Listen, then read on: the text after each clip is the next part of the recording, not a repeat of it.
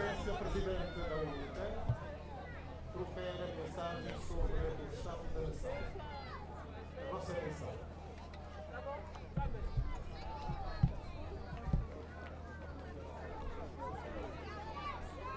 Podemos?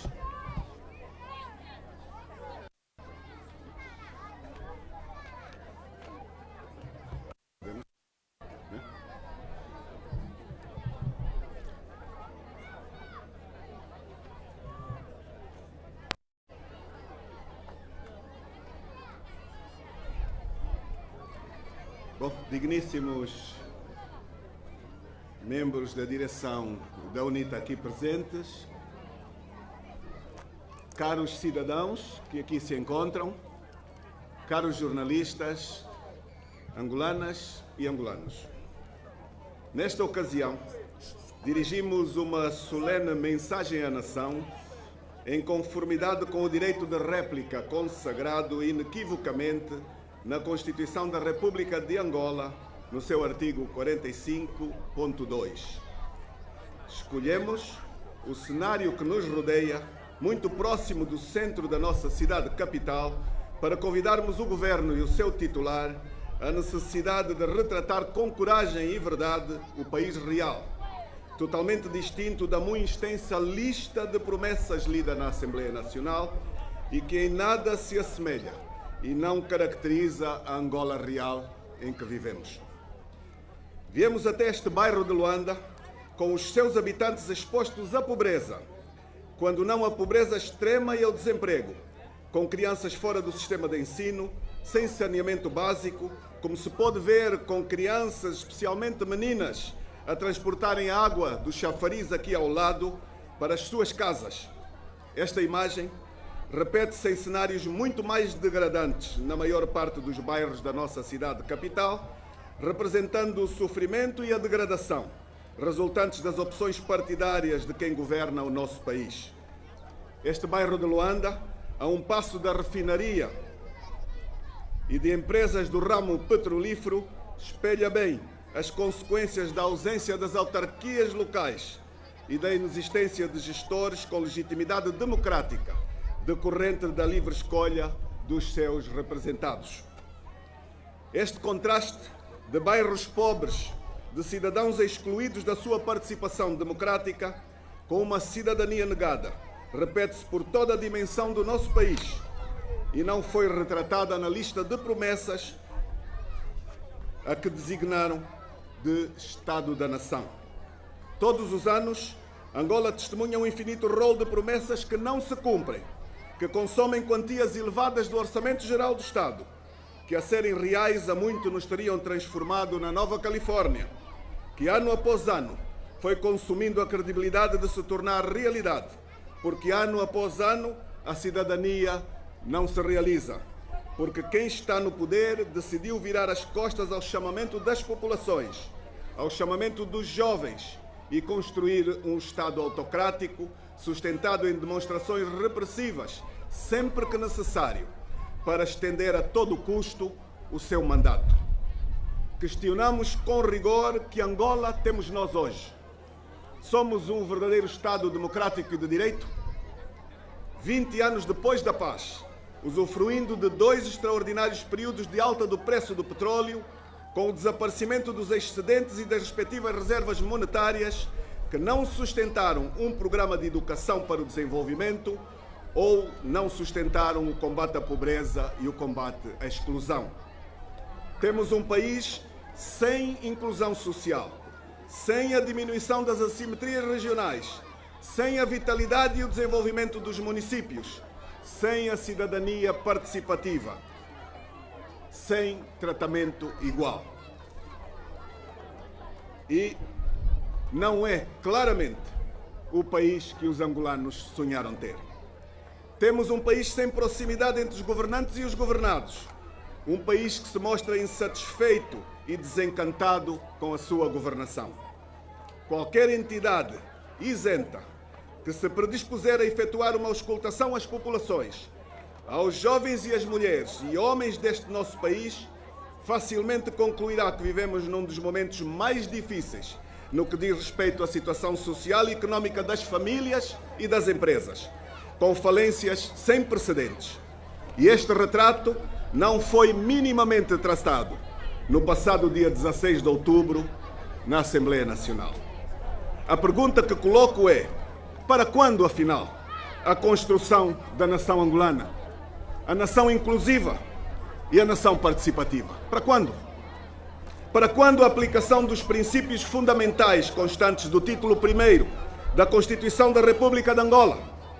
Para quando o respeito pelos direitos e deveres fundamentais constantes do capítulo 2º da Constituição da República de Angola, entre os quais cito artigo 23, princípio da igualdade. Todos são iguais perante a Constituição e a lei. A realidade não é esta. Artigo 40, liberdade de expressão e de informação. Não temos. Artigo 44, liberdade de imprensa. E cito: é garantida a liberdade de imprensa, não podendo esta ser sujeita a qualquer censura prévia, ideológica ou artística. Também não é Angola que temos. Como sabem, esta censura é diária e a negação deste direito tem sido permanente. Artigo 45º, direito de antena, de resposta e de réplica política. No seu ponto 2, diz o seguinte: os partidos políticos representados na Assembleia Nacional têm o direito de resposta e de réplica.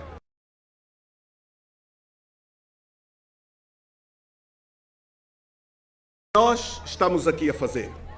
Mas é muito grave quando, em sede do Estado da Nação, na Casa das Leis, o Presidente da República e titular do Poder Executivo afirma a negação deste direito constitucional e manifesta um posicionamento agressivo e indiciador da predisposição para a limitação de direitos constitucionais.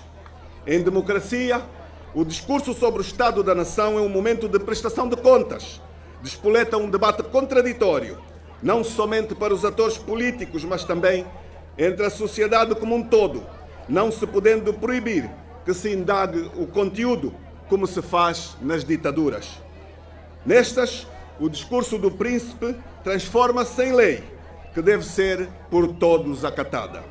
Na democracia, o discurso do presidente não se torna lei, aguça o contraditório, estimula o debate e abre espaço ao confronto de ideias para que se faça luz. E por isso, a democracia é ainda hoje o melhor regime, que garante a liberdade de todos e de cada um perante a lei, opondo-se à vil ditadura, onde alguns, muito poucos, podem e dizem o que querem, mesmo ao arrepio da verdade, enquanto outros se submetem e aplaudem, mesmo quando o tenham de fazer a contragosto. Afirmações do género de que l'état c'est moi, o Estado sou eu, só podem ser vistas como arrogância e um sinal de decréscimo do pouco do espírito democrático que o MPLA já teve um dia. Angolanos e angolanas, nenhum país se constrói sem liberdade. Nenhum país se constrói sem justiça. Nenhum país se constrói sem participação democrática dos cidadãos na vida pública. E volto de novo à Constituição da República de Angola, no seu artigo 52, participação na vida pública. Cito parte do ponto número 1. Todo cidadão tem o direito de participar na vida pública e na direção dos assuntos públicos, diretamente ou por intermédio de representantes livremente eleitos, e de ser informado sobre os atos do Estado e a gestão dos assuntos públicos nos termos da Constituição e da lei. Pelos exemplos que acima citei, demonstrei em pouco mais, de forma inquestionável, casos de incumprimento constitucional, o quanto o país vai mal e o quanto devemos exigir mudanças. De nada vale embelezar listas infinitas de promessas, quando direitos fundamentais são violados por quem tem a responsabilidade primeira de os garantir e de os respeitar. Hoje aqui me obrigo a referir a razão do processo de destituição do Presidente da República, remetido formalmente à Assembleia Nacional. Este processo, substantivamente fundamentado, contém provas múltiplas de violações à Constituição e às leis, que em qualquer Estado democrático e de direito destituiria, sem dúvida alguma, o Presidente da República, com apenas uma das dezenas de provas apresentadas. Mas importa citar que o que ocorreu na Assembleia Nacional após a recepção do processo, e cito: foi convocada, conforme a lei, uma reunião da Comissão Permanente, que convocou de forma correta a reunião plenária para o dia seguinte. A Assembleia Nacional não distribuiu o processo a nenhum dos grupos parlamentares. Também não o distribuiu às comissões de especialidade, como está obrigada a proceder e como fazem todas as outras circunstâncias. Na sala da reunião plenária, para quem chegou cedo, encontrou urnas para votação secreta, conforme consta da lei. Pouco antes do início da sessão, a Presidente da Assembleia Nacional ausentou-se da sala e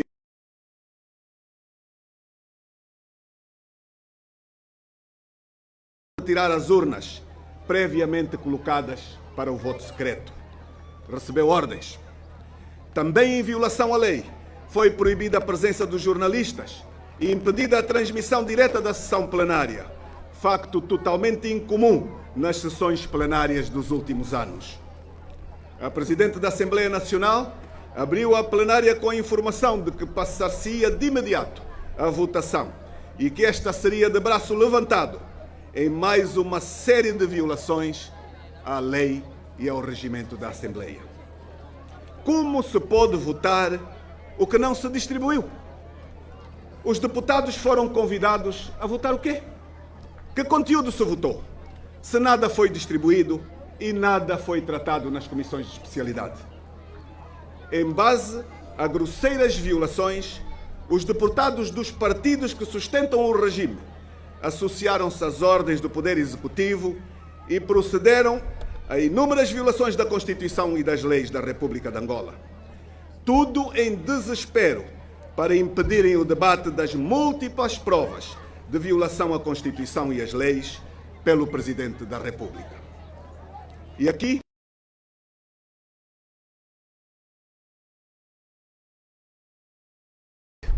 no que diz respeito ao também desesperado processo de manutenção do poder a qualquer preço, o uso das forças de defesa e segurança a atuarem fora dos limites da lei, arrastando e prendendo membros das mesas de voto, interferindo grosseiramente no processo de legitimação da representação democrática e política.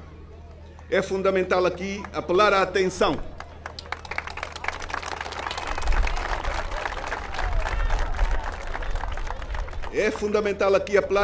de todos para a postura dos partidos que, instalados no poder, pisoteando o Estado democrático e de direito, negando a transparência de processos eleitorais, subvertendo órgãos de soberania, tais como os tribunais, e usando a repressão, manipulando as forças de defesa e segurança para estenderem os seus mandatos e, deste modo, imporem aos povos poderes não democráticos, com as consequências extremamente negativas que nós todos temos observado. Angola não se distingue do que se está a passar em Moçambique. Importa trazer aqui o desafio da sociedade, questionar os intérpretes das instituições que, com responsabilidade nestes processos, no sentido de passarem a ter coragem, no sentido de passarem a posicionar-se ao lado da lei. Faço aqui um apelo às elites políticas, nomeadamente às elites do MPLA, a interromperem o seu silêncio e a não permitirem que cidadãos, nomeadamente jovens, desacreditem nas suas instituições e não escolham a violência como opção. Faço um apelo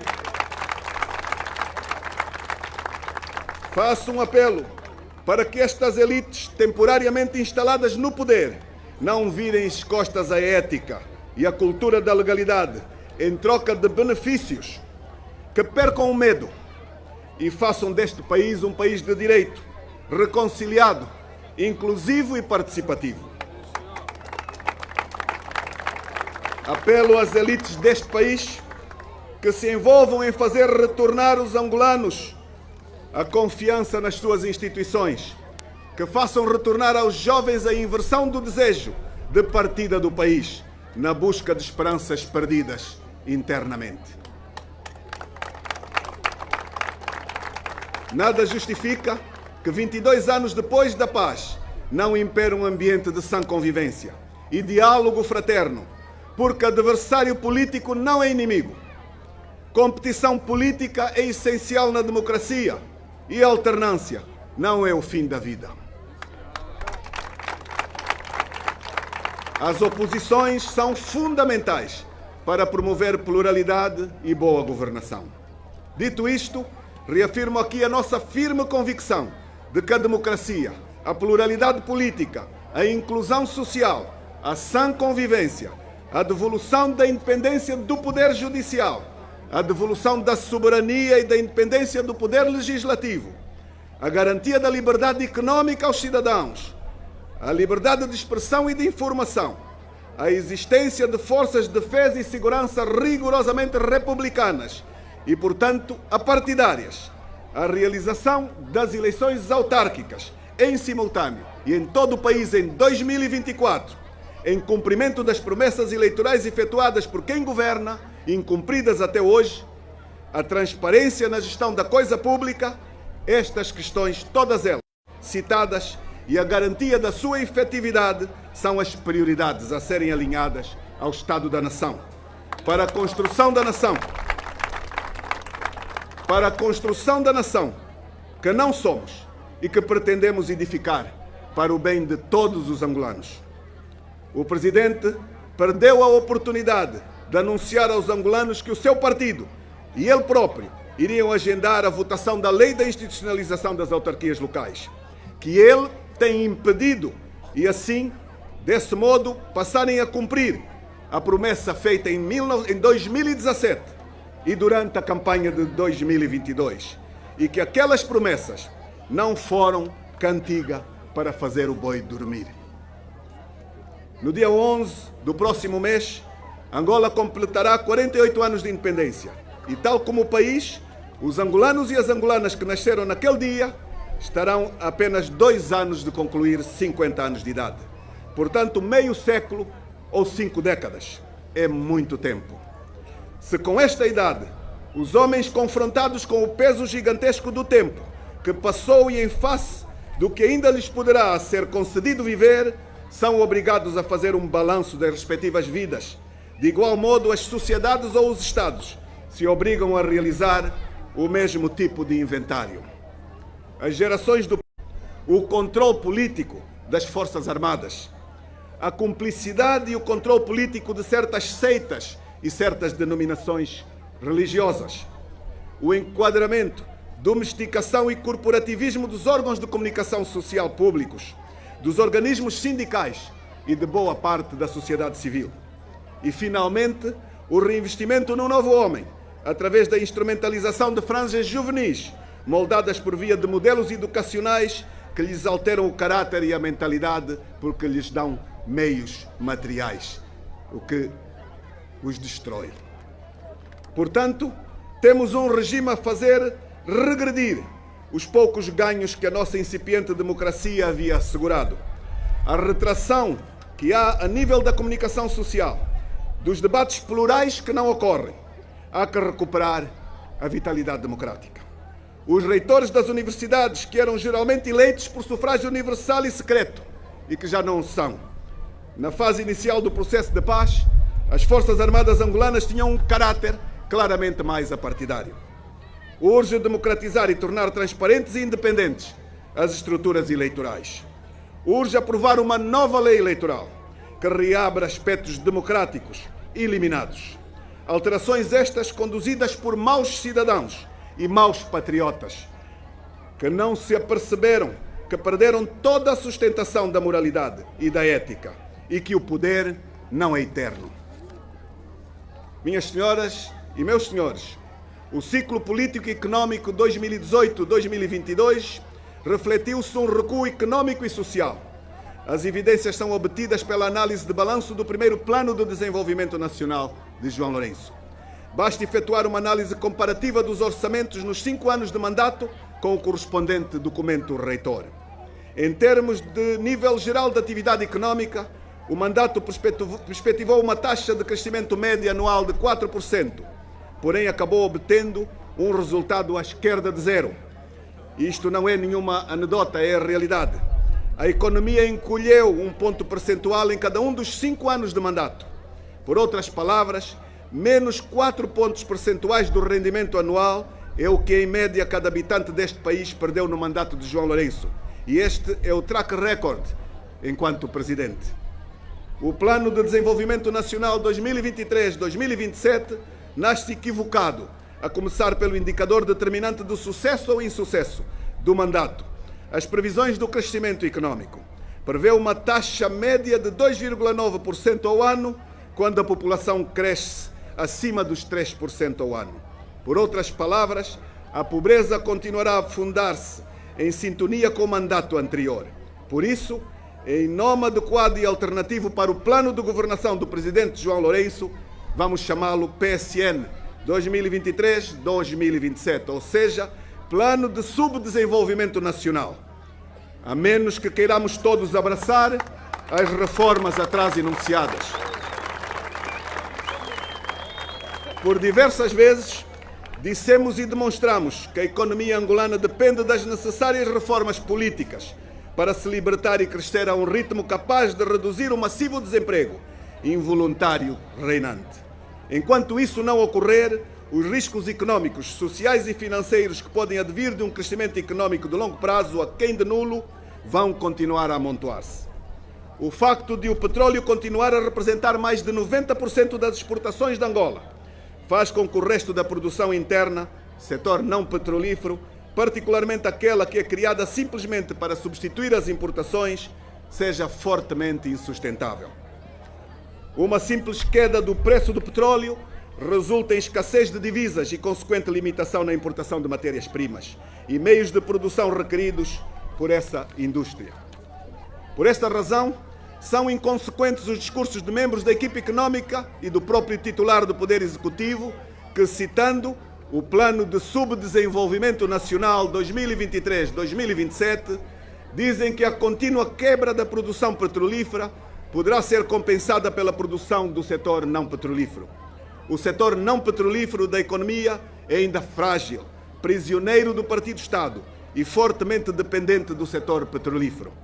É praticamente um crime os campos de produção petrolífera envelhecidos não terem sido atempadamente e não estarem a ser compensados por novos campos, por via de investimentos. O país está à beira de um risco financeiro e económico sem precedentes. Desta vez, uma queda do preço do petróleo, se persistente, já não será resolúvel com uma mera revisão orçamental, como no passado. E é esta circunstância que nos leva a focalizar a presente comunicação nas questões relativas às finanças do Estado. Desde praticamente a aprovação do orçamento de 2023, que o Governo fala em crise orçamental, pressão do serviço da dívida, conjuntura internacional desfavorável, corte de despesas, etc.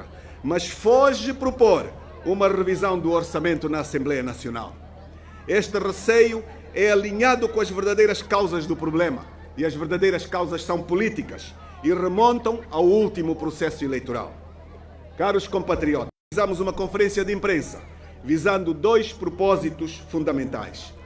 Primeiro, esclarecer os cidadãos sobre o que realmente estava a acontecer, apresentar inequivocamente as verdadeiras causas do problema e as soluções definitivas. Segundo, evitar que o falso diagnóstico produzido pela reunião da Comissão Económica do Conselho de Ministros do dia 14 de julho do presente ano, conduzida pelo chefe do Executivo, João Manuel Gonçalves Lourenço, e que teve como porta-voz o Ministro de Estado para a Coordenação Económica, José de Lima Massano, fosse difundido na sociedade, sem o devido contraditório. Felizmente, a aludida conferência de imprensa de 17 de julho foi bastante eficaz. O Governo foi completamente desvendado. Para contextualizar, convém reler a síntese do diagnóstico manipulado, proferida por Lima Massano. A atual conjuntura económica é explicada por 2 fatores. Primeiro, a baixa produção petrolífera no primeiro trimestre do ano corrente. Segundo, a imprevisibilidade de fatores macroeconómicos externos, como o aumento das taxas de juros no mercado internacional. 3 meses depois, a mesma narrativa foi recuperada e pronunciada por João Manuel Gonçalves Lourenço, na qualidade de chefe de Estado, no seu recente discurso relativo ao Estado da Nação. Sobre a relativa baixa produção petrolífera no primeiro trimestre de 2023, nós demonstramos em julho último que a mesma foi mais do que compensada pela diferença positiva entre o preço que o petróleo foi comercializado, 79,3 dólares por barril, e o preço esperado no Orçamento Geral do Estado, 75 dólares por barril. O efeito preço acabou dominando o efeito quantidade, e prova disso foi o facto da receita petrolífera arrecadada neste período do ano ter superado a receita petrolífera média, esperada para o mesmo período, em 300 mil milhões de kwanzas. A questão que surge agora é a seguinte: estamos a viver o último trimestre do presente ano. O debate de julho esteve baseado nos dados de execução orçamental do primeiro trimestre. E o que dizem os dados de balanço ou execução do segundo e terceiro trimestres?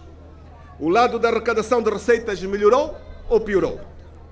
Se ficarmos pelo discurso do chefe de Estado, concluiremos de forma enganosa, na medida que nada agravou, na medida em que amplia a questão da baixa produção petrolífera para um espaço semestral, primeiro semestre do ano. E também fala em cativações de despesas que vêm sendo levadas a cabo pelo seu Executivo.